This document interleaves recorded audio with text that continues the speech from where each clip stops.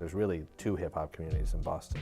There's the artists that really are supported primarily by college kids and sort of the underground, white, black, Latino, but a large percentage of that is white. And there's a whole nother scene flourishing in Roxbury and Dorchester and Mattapan that gets largely unnoticed by everybody except the people in those neighborhoods. Although Boston's really a cultural place and it's full of diversity, it's still really segregated.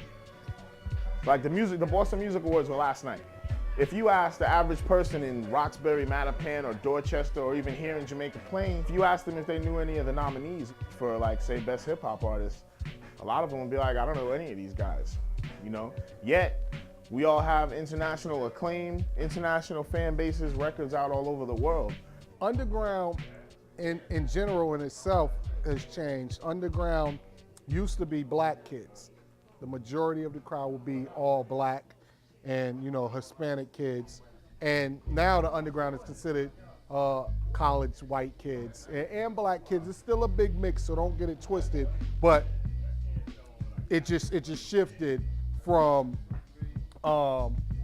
like more black people are more mainstream nowadays, and more college kids or suburban kids are underground. I work with a lot of artists who express frustration about the fact that they are now performing in front of a largely white audience. Not because they don't want the white fans, but because they feel like, the circumstances of operating this market have sort of cost them some of their black fans because they don't have an opportunity to perform in front of them very often. You don't have shows in the hood. I mean, we don't have any clubs. I mean, most of the African American community lives in the south of the city, in Roxbury and Dorchester. They're necessarily not going to want to go all the way up to Cambridge, to Central Square, to the Middle East to see something.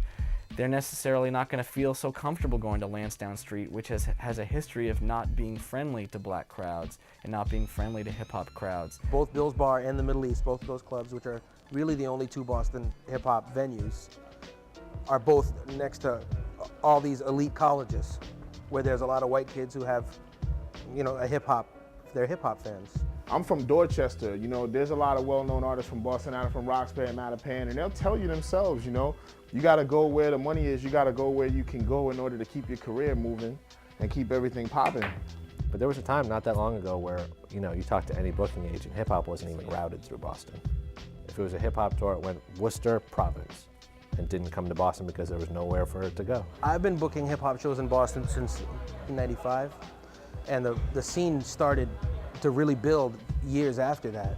So in the beginning it was impossible because of stigmas of violence and all kinds of stigmas that are associated with hip-hop. Clubs wouldn't let me do a hip-hop show. Again, it goes back to a racist notion that, you put a bunch of people together who are like hip-hop, bring the black community and the white community together, it's combustible, therefore it's going to be a problem.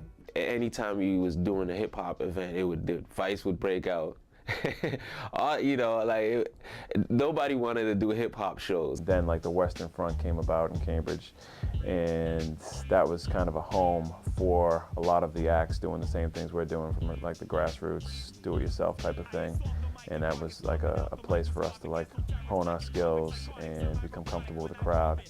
We would bring a microphone and just plug it right into the mixer, and we would spin instrumentals, and local MCs from, mostly from Cambridge, but from around the area would come and freestyle and rhyme, and that's really what that event became known for. Overall, it was a very supportive, artistic, kind of cultural event. It was a mixed crowd, and it was kids who really were excited about this emerging, not only independent scene, but emerging Boston scene.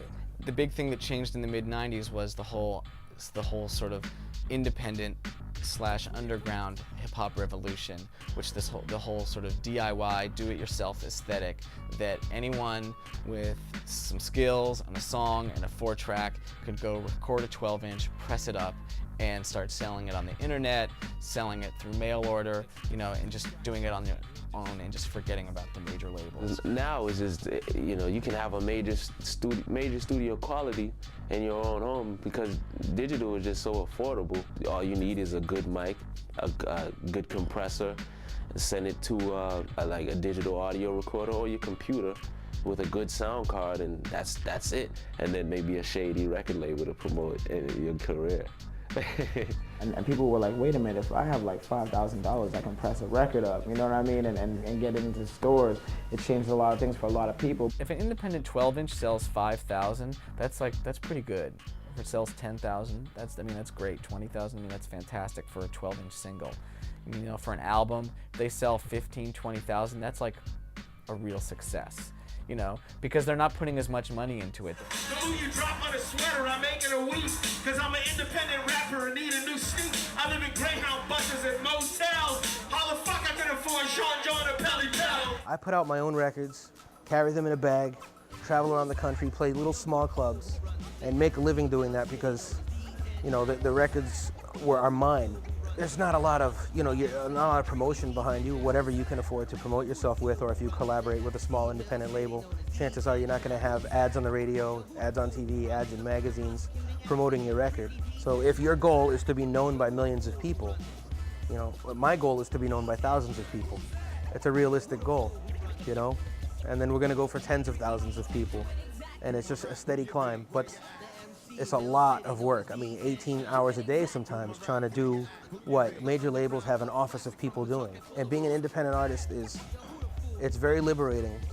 The goal of artists at one time was to get signed, and that no longer should be your goal. Your goal should be to make a living making your music if you can do it. Brick's very important, in the history of this new, the resurgence that's happened in the last 5 years or whatever. The main reason that we really decided to do what we did was there was no outlet basically for the music. My partner, Truth Elemental, he had already been in motions to starting up a label, so we just combined forces and basically just try to put people from Boston on. We had always wanted to record stuff and do things, but we never really thought of taking it to the level of putting it on vinyl and stuff like that. And he was like, I plan on putting out this record.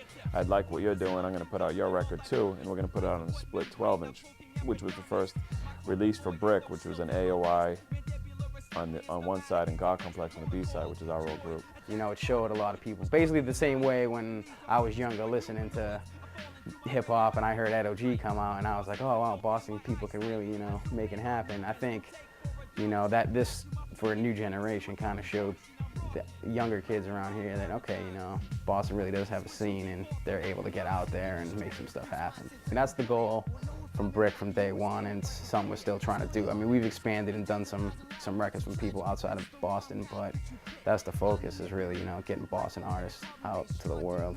All of us, I can say, everyone that's involved with our label has been, diehard hip-hop fans from day one, and they really can't picture themselves trying to do anything else for a living. So I feel like I've gotten so much out of the culture that, us putting out records and putting out good records is kind of giving back. Esoteric, yes, I'm putting it down. With my man Brianda, 7L on the sound. MCs trying to play me. Say peace to my motherfucking Casey, holding it down. I think I always kind of had an attraction to words and putting them together in a fancy way. My father was an English teacher, so he's kind of got a command of the English language, and I've always kind of been interested in words. Yo, Esoteric, we're gonna play a little game. I'm gonna give you a word, you tell me exactly what comes to mind. Cool, let's go.